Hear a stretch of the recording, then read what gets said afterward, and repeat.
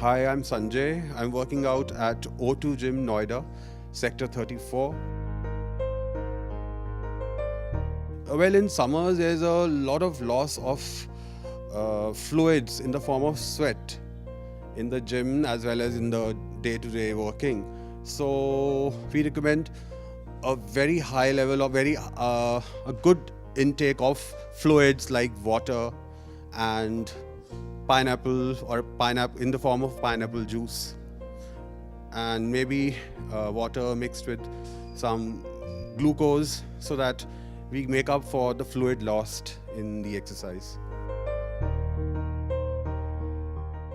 Summer ke according the diet should be very light.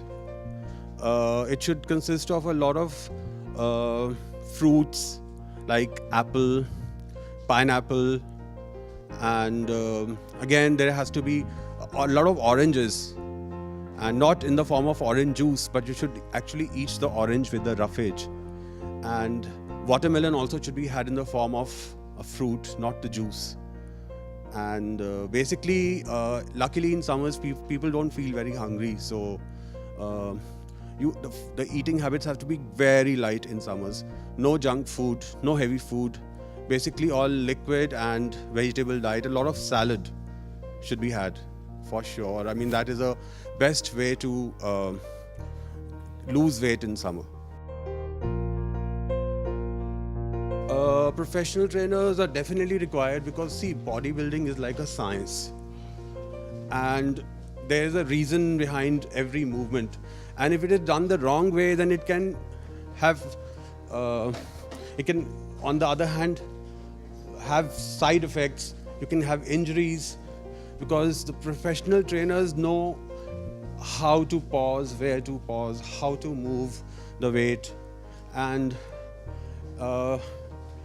it's very important to be done under expert guidance, because here your whole body and your whole health is at stake if you do it wrongly.